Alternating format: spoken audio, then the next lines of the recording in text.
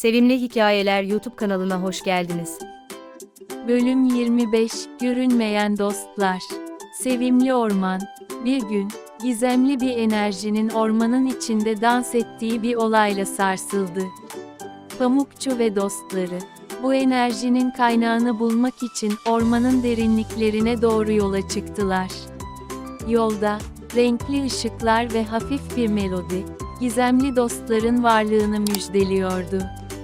Derinlere doğru ilerledikçe, ormanın içinde beliren saydam figürlerle karşılaştılar. Bu figürler, görünmeyen dostlar olarak adlandırılıyordu. Renkli ışıklarla çevrili bu dostlar, ormanın sakinleriyle etkileşimde bulunuyor ve birbirleriyle oyunlar oynuyorlardı. Pamukçu, görünmeyen dostların yanına yaklaştığında, onlarla iletişim kurabildi. Dostlar, ormanın gizli güzelliklerini, doğanın dengesini ve tüm canlılar arasındaki bağı korumanın önemini anlatan öğretilere sahipti. Pamukçu ve dostları, görünmeyen dostların rehberliğinde ormanın derinliklerinde yeni keşiflere çıktılar. Görünmeyen dostlar, her bir canlının kalbindeki sevgiyi ve paylaşmayı hatırlatıyordu. Pamukçu ve dostları, bu öğretileri anlayarak, ormanlarının ve birbirlerinin değerini daha da çok takdir etmeye başladılar. Günün ilerleyen saatlerinde, görünmeyen dostlar, ormanın üzerine renkli ışıklar saçarak bir kutlama düzenledi.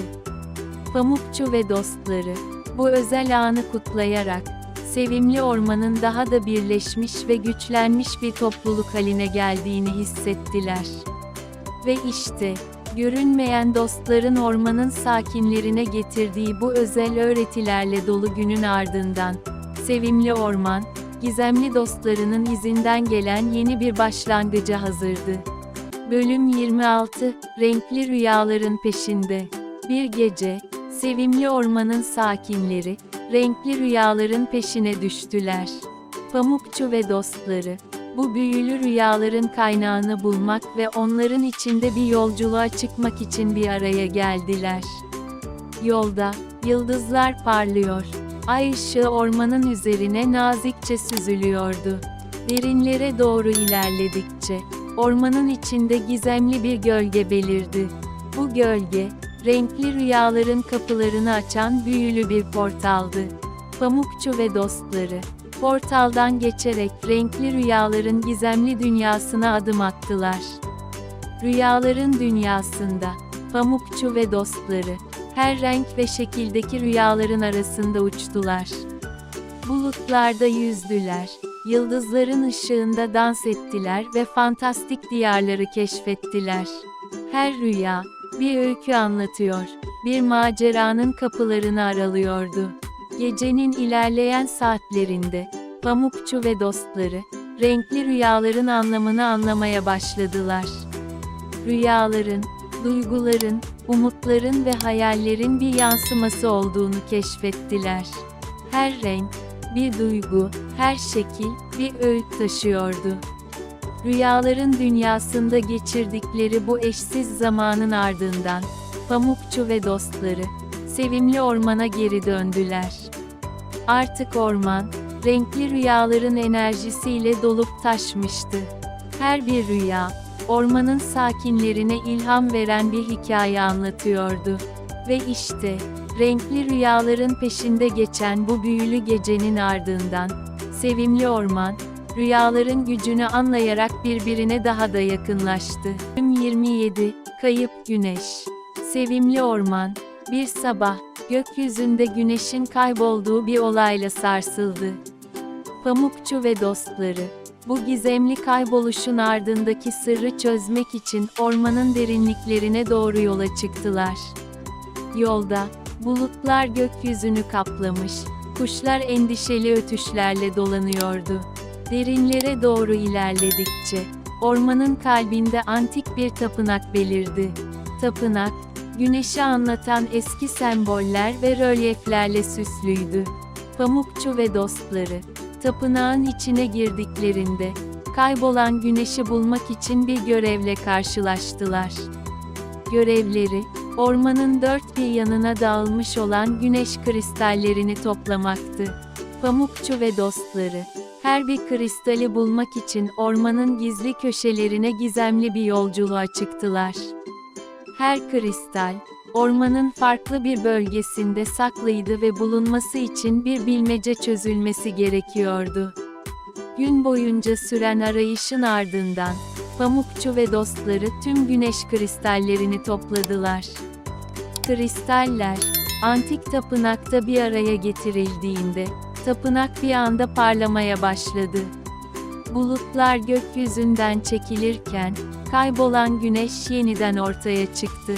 Güneşin ışıkları, ormanın üzerine yayılarak her bir canlıyı ısıttı ve aydınlattı. Pamukçu ve dostları, ormanın sakinlerini güneşi karşılamaya çağırdılar. Herkes bir araya geldiğinde, sevimli orman, güneşin ışıkları altında bir kutlama düzenleyerek kaybolan güneşi tekrar bulmanın sevincini paylaştı. Ve işte, kayıp güneşin tekrar ortaya çıktığı bu özel günün ardından, sevimli orman, dayanışma ve çabanın gücüyle daha da güçlenmiş bir topluluk haline geldi. Bölüm 28, Gökyüzü Buluşması. Sevimli ormanın sakinleri, bir gün gökyüzüne doğru yükselen gizemli bir ışıkla sarsıldı.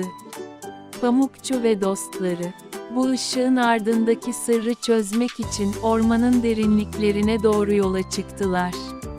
Yolda, kuşlar melodik bir şarkıyla eşlik ediyor ve çiçekler yollarını renkli bir halıyla süslüyordu. Derinlere doğru ilerledikçe, ormanın içinde dev bir ağaç belirdi. Ağacın tepesinde, gökyüzüne doğru yükselen bir merdiven bulunuyordu.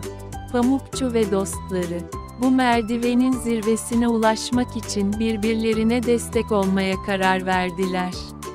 Merdivenin zirvesine ulaştıklarında, gökyüzünde parlayan büyük bir kristal ortaya çıktı. Kristalin içinde, sevimli ormanın geçmişi, şu anı ve geleceği yansıtan renkli görüntüler beliriyordu. Pamukçu ve dostları, bu kristalin ormanın tarihini ve bağlarını nasıl bir araya getirdiğini anlamaya başladılar. Bölüm 29, Büyülü bir yeniden doğuş.